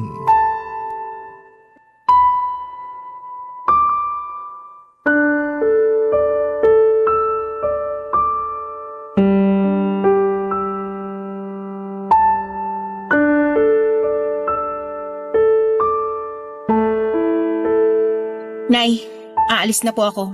Magsasama na kami ng boyfriend ko. Ano? Paano na lang ang pag-aaral mo? Ayoko naman talaga ng kurso ko eh. Kayo lang naman yung nagpumilit sa akin na kumuha ng business administration eh. Wala nga akong alam sa pagnenegosyo. Kaya nga pinag-aaral kita para malaman mo. Saka yun yung kurso na siguradong may patutunguhan ka pagka-graduate mo. Ayoko nga po sabi nung kurso na kinuha ko. Kung gusto nyo, kayo na lang ang mag-aral. Anong sinabi mo? Alam kong narinig niyo yung sinabi ko. Hindi ko na po uulitin. Pinag-aral kita. Hindi para sagot-sagutin mo ako ng ganyan. Ate Susan, bakit mo naman bigla yan naisip? Kung kailan malapit ka ng graduate? Wala ka na doon, no? Masyado kang maraming tanong. Tama ang kapatid mo. Bakit din biglaan ang pag-alis mo sa bahay natin, anak? Sabihin mo, ano ba kasing nangyari? Alam niyo, nakakainis na kayong dalawa eh. Kung makatanong kayo, akala niyo naman malaking krimen yung gagawin ko. Hindi ba pwede na gusto ko nang bumukod at magsama na kami ng boyfriend ko? Hindi ako naniniwala na yun lang ang dahilan mo. Kilala kita, may pagkasinungaling ka. Anong sinabi mo? Sabi ko, may pagkasinungaling ka. Totoo naman eh, maraming beses ka nang nagsinungaling kay nanay. Pinagbibigyan ka lang niya kasi paborito ka niyang anak. Pwede ba, Vito? Manahimik ka na lang muna dyan. Hindi naman to tungkol sa'yo eh. Tungkol to sa ate mo. Kaya wag ka na munang sumubat-sabat dyan. Kaya ka hindi paborito ni nanay kasi masyado kang trying hard. Hindi ako trying hard. Trying hard ka? Pwede ba? Manahimik na nga kayong dalawa. Yang anak niyong pagsabihan niyo, Nay. Masyadong mayabang eh. Wala namang pinagmamayabang. Bakit ikaw? Anong pinagyayabang mo? Sige nga. Ayaw mong tumigil ah. Nasaan na ba yung kawali, mga lintik kayo? Habang tumatagal masyado kang nagiging epal eh. Ikaw nga, akala mo kung sinong spoiled brat? Talaga lang ah. Sinabi ng tumigil na kayo! Sige, sa susunod na marinig ko pa yung bangayan ninyo, ihahampas ko na sa mga pagmumukha nyo ang kawaling to. Kaya mas lalo kung gustong umalis sa pamamahay na to eh. Sawang-sawa na ako sa pagiging diktador nyo. Ako pa rin ang nanay nyo, kaya karapatan kong diktahan kayo. Hindi nyo na magagawa yun dahil ayoko nang tumira sa pamamahay na to kasama kayo. Ayokong palakihin na magiging anak ko rito. Ano ka mo? Sinasabi ko na nga ba, buntis ka ate! Oo, buntis nga ako. Kaya hayaan nyo na kami magsama ng boyfriend ko. Papa Dudut, doon ko lang nakitang umiyak ng husto ang nanay namin dahil sa desisyong umalis ni Ate Susan. Pakiramdam ko ay nawala lahat ng galit at tampo ko sa nanay ko noong nagmakaawa siya kay ate na huwag kaming iwanan. Yung pakiramdam ko noong mga panahong yon ay para bang naninikip ang dibdib ko sa haguluhol ng nanay ko. Kaya nga hindi ko na rin napigilang magmakaawa sa ate ko na huwag niya kaming iwanan. Pero naging bingi at bulag si Ate Susan sa pag-iyak at pagmamakaawa namin ni nanay. Sinabi niya na nasa tamang edad na siya para magdesisyon sa sarili niya at gawin ang kagustuhan niya. Tinuloy niya pa rin ang pag-alis at pakikisama sa boyfriend niya. Ang balita namin, umuwi raw sila sa probinsya ng lalaki sa Albay, Bicol. Pero pagkalipas ng 1.5 taon ay nagulat na lamang kami ni nanay nang sumulpot sa bahay si Ate Susan. Dala ang anak niya upang ipaalaga sa nanay namin. At doon nga niya sinabi sa amin ang nangyari sa kinakasama niya, Papa Dudut.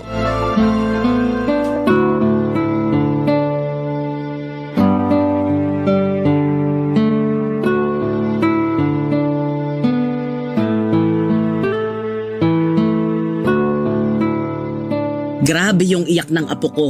Akala mo naman inaaway. Buti na lang talaga napatulog ko na siya. Kaya nga, Nay. Pareho kaming walang maayos na tulog kasi hindi siya komportable doon sa bus eh. Kaya nga pagkatapos nating maghapunan, magpahinga ka na. Bakit kasi hindi kayo nag-text na uuwi pala kayo rito? Sana nasundo ko man lang kayo sa terminal. Ayoko namang makaabala sa inyo ni Nanay. Hindi ka naman nakakaabala, anak eh. Pero tama rin naman si Vito. Kung alam lang namin na magbabakasyon kayo rito ng apo ko, sana nakapaglinis man lang ako ng bahay. Ang totoo, hindi naman po kami magbabakasyon dito. Umuwi kami rito kasi dito na kami titira. Bakit? Anong nangyari? Oo nga ate. Saka, nasan ang kinakasama mo? Nandun sa Bicol, iniwan ko. Ano ka mo? Iniwan? Ibig sabihin, hiwalay na kayo? Parang gano'n na nga. Masyado kasi siyang mamas boy. Hindi kami magkasundo ng biyanan ko. Lagi akong pinag-iinitan kahit nung buntis pa lang ako. Akala ko magbabago pag pinanganak ko na yung baby namin kasi nga unang apo nila. Kaya lang, mas lumala pa yung ugali. Nalaman ko na lang na lagi pala akong pinagchichismisan ng kapitbahay na kesyo ganito lang ako, ganyan. Sinisisi ako kasi hindi raw nakapagtapos sa pag-aaral yung anak niya. Ay baliw pala siya eh. Ako ang harapin niya nang makita niyang hinahanap niya. Pero alam naman ng kinakasama mo yung ginagawa sa'yo ng nanay niya. Alam naman, kaso mamas boy nga. Mas kinampihan yung nanay, palibasa matanda na raw. Basta, nakakasawa na. Akala niya yata ako yung klase ng babae na magtitiis kasama sa pamamahay nila yung nanay niyang sala sa init, sala sa lamig. Kaya nilayasan mo sila, tanga yung anak mo, ganun. Oo. Ibang klase ka rin eh. Bakit ba? Hindi ba kayo masaya ni nanay na umuwi na ako rito sa bahay? Wala naman akong sinabi na hindi kami masaya. Parang nung huli nating pagkikita, nagmamakaawa pa kayo na wag akong umalis. Ngayon na nandito na ako kasama yung anak ko, para namang pinagsakloban ng langit at lupa yung mga mukha niyo. Huwag mo na lang pansinin si Vito. Lagi namang mukhang pinagsakluban ng langit at lupa yung mukha ng kapatid mo eh. Basta anak, masayang masaya ako kasi sa wakas, nandito na ulit kayo sa bahay ng apo ko. Sobrang miss na miss ko na kayo, naku lalo ka na. Miss ko na rin po kayo, Nay. Ano nang plano mo ngayon? Pwede bang bukas na lang ako magplano? Kasi kita mo na ngang pagod na pagod kami ng anak ko sa biyahe, makatanong ka dyan.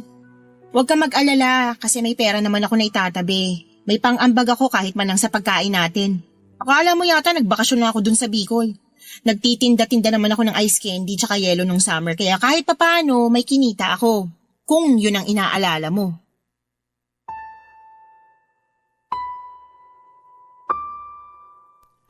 Papadudo tuwang-tuwa ang nanay dahil sa pagbabalik ng ate sa bahay kasama ang kanyang anak. Hati naman ang pakiramdam ko dahil para sa akin ay may atraso pa rin siya sa amin. Paano niya naatim na umuwi sa bahay at umastang hindi kami iniwanan noong araw? Ni hindi nga siya nagsorry sa pag-alis niya at ewan ko ba naman sa nanay ko kasi nagawa niya pa rin patawarin kagad ang ate ko. Doon ko na nga napatunayan na talagang paborito niya ito. Hindi nga nagtagal ay nag-decide si Ate Susan na maghanap ng trabaho kaya kinausap niya si nanay na sa kanya ipagkatiwala ang anak niya para alagaan. Kaya nga kinailangang tumigil ng nanay sa pagtatrabaho niya sa factory para matutukan ng kanyang apo. Nang mga panahong yon ay graduate na rin naman ako sa kolehiyo kaya naghahanap na rin ako ng trabaho. Hindi nga nagtagal ay nakapasok ako sa isang private company sa Quezon City bilang auditor.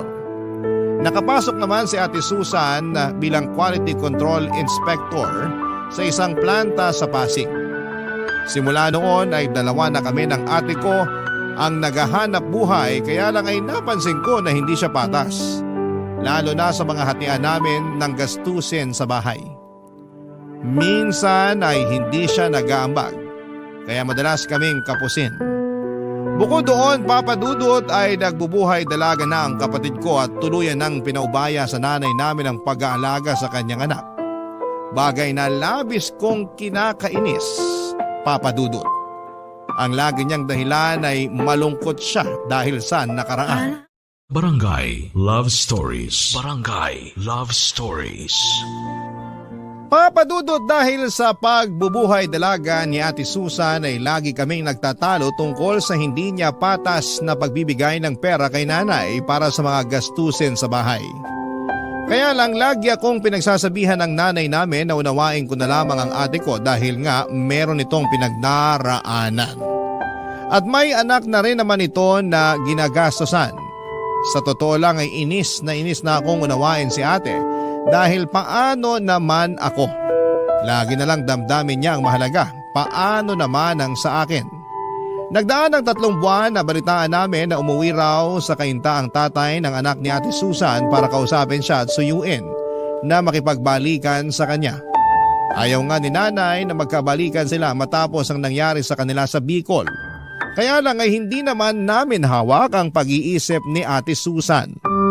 Sa huli ay nagkapatawaran sila ng kinakasama niya at nagdesisyon na mag-live-in ulit, papadudot. Dahil doon ay nagalsabalutan ang kapatid ko at naulit na naman ang senaryo noon kung paano niya kami iniwan ni nanay, papadudot.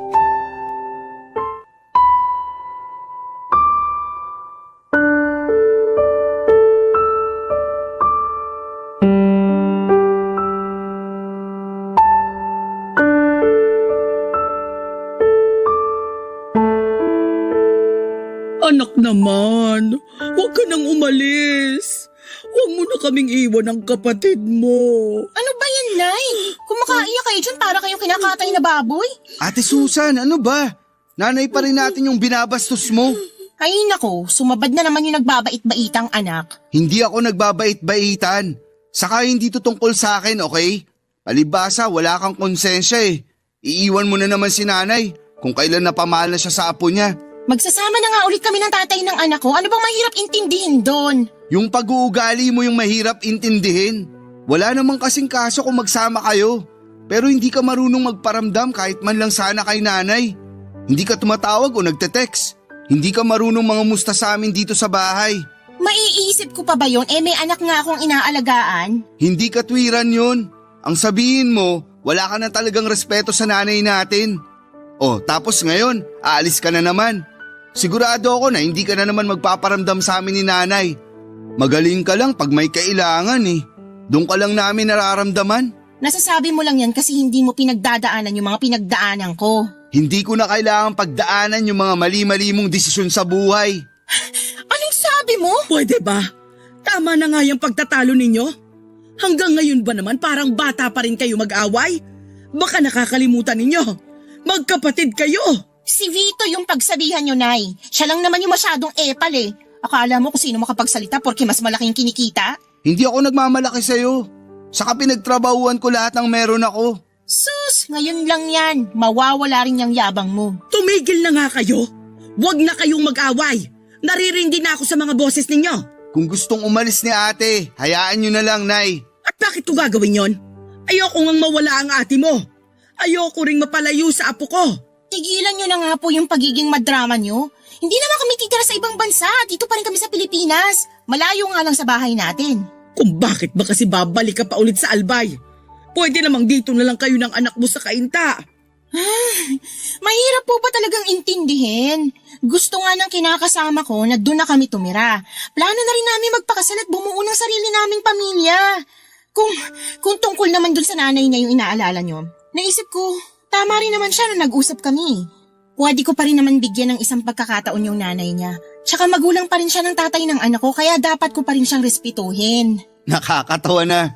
Marunong kang rumespeto sa ibang tao, pero hindi sa sarili nating nanay. Tumawa ka lang hanggang gusto mo pero hindi nyo na mababago yung desisyon ko. Anak naman eh. Huwag ka nang umalis. Huwag mo akong iwanan. Vito, anuhin mo nga yung nanay mo? Masyadong clingy, nakakainis. Hayaan nyo na lang pong umalis si ate. Total, hindi na rin naman tayo mahalaga sa kanya. Ayokong umalis ang ate mo. Ayokong magkalayo kami uli. Papadudod sa ikalawang pagkakataon ay iniwan kami ni Ate Susan. Umalis siya nang hindi man lamang lumilingon sa umiiyak at nagmamakaawa naming nanay. Galit ako sa kanya, Papa Dudut, dahil sa pananakit niya sa nanay namin. Napakawalang respeto niya para magdesisyon ng ganon na lamang. Sa totoo lang ay malungkot din naman ako sa pag-alis nila ng pamangkin ko. Pero mas nanaig sa akin ang pagkadismaya sa kanya. Yung pagkakataon na yon pala ang huling beses na makikita namin sila ng buhay dahil pagkalipas ng 3 araw ay nalaman naming na aksidente ang bus na sinasakyan nila ng pamilya niya. Hindi matanggap ng nanay ang nangyari kay Ate Susan at sa apo niya. Labis-labis naman ang pagsisisi ko dahil hindi ko pa piniling makipagkasundo sa sarili kong kapatid ng mga panahong may pagkakataon pa sana. Hindi nyo rin naman ako masisisi at hindi kasi talaga kami lumaking malapit sa isa't isa. Kaya nga humingi talaga ako ng tawad sa harapan ng kabaong niya at nangako na hinding-hindi ko pababayaan si nanay habang nabubuhay ako. Mabilis na nagdaan ang 1 taon. Nagsunod-sunod ang pagkakasakit ni nanay hanggang sa makitaan siya ng maagang sintomas ng demensya at tuluyan na ngayong lumala at magprogreso sa paglipas ng mga taon. Pero Papa Dudut, hindi ko sinukuan si nanay. Hindi ko siya iniwanan. Nanatili ako hanggang sa mga huling sandali niya para ipaalala sa kanya na mahalaga siya sa akin at kung gaano siya kaimportante. At syempre, kung gaano ko siya kamahal.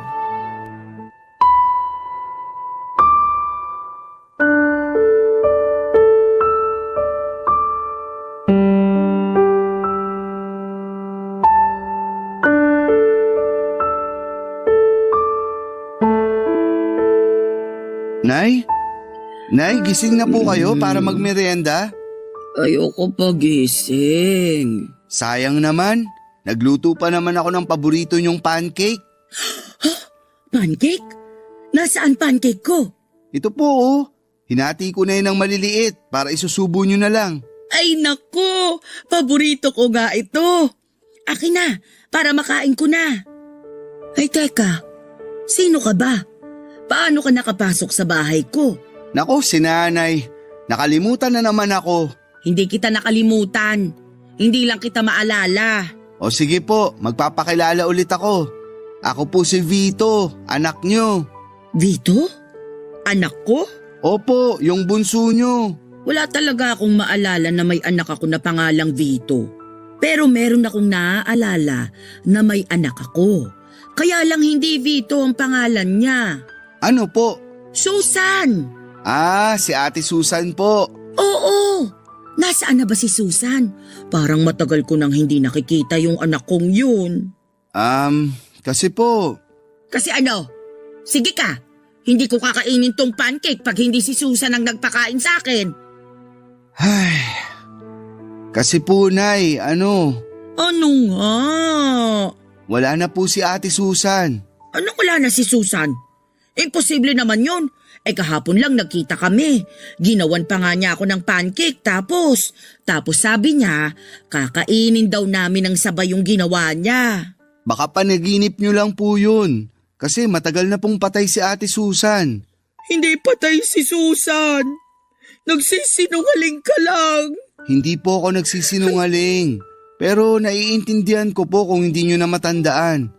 Pasensya na po kayo kung sinabi ko pa. Sabi na hindi totoong patay ang anak ko.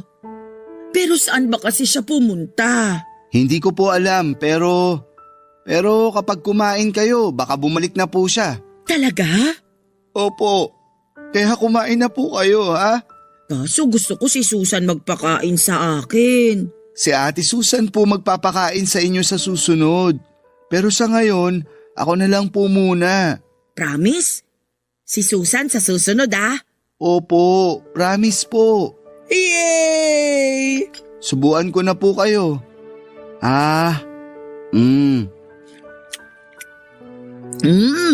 Sarap talaga ng pancake. Kumain lang po kayo ng marami para matuwa po si ate pagbalik niya. Sige, gusto ko kasi matuwa sa akin yung anak ko Kaya nga po. Ikaw, kaninong anak ka? Sa inyo po.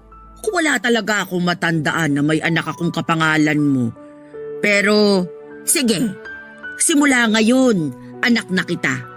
Ampunin na kita Magiging nanay mo na ako. Sige po, simula ngayon, anak niyo na ako. Ayan, para kahit wala pa si Susan, mayroon naman akong anak na kasama ko. Salamat, Vito Salamat sa pag-asikaso mo kay nanay. Walang anuman po. Mahal na mahal ko po kayo. Mahal na mahal din kita. Kayo ng ate Susan mo. Papadudot, yon ang mga huling sandali ng nanay kapiling ako. At pagkalipas lang ng 1.5 buwan ay tuluyan na siyang kinuha sa akin ng Panginoon. Napakalungkot ng mga panahong yon dahil nag-iisa na lamang ako sa buhay. Pero masaya naman ako dahil binigyan ako ng tsansa na alagaan si nanay hanggang sa mga huling sandali niya. Kahit na tuluyan na niya akong nakalimutan, alam ko na may mga pagkakataon na naaalala niya pa rin ako. At ganoon din ang namayapa kong kapatid na si Ate Susan. Pakiramdam ko ay bumabalik ako sa pagkabata sa tuwing may kinikwento si nanay na mga kaganapan na naaalala niya noong araw. Sa kasalukuyan ay inaabala ko ang sarili ko sa pagtatrabaho. Pero hindi ko naman pinabayaan ang mental health ko kahit na napakahirap umusad matapos mawala ng mga mahal sa buhay. Pero naniniwala ako na darating ang panahon na magiging maayos din ang lahat. Dalangin ko na lamang na sana'y masaya na si nanay kasama ang ate Susan ko sa langit. Hindi na sila mahihirapan at hindi na rin sila magkakahiwalay pa.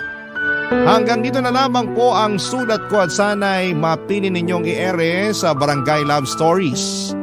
God bless po sa inyo at sa inyong istasyon. Ang inyong forever kapuso at ka-barangay, Vito.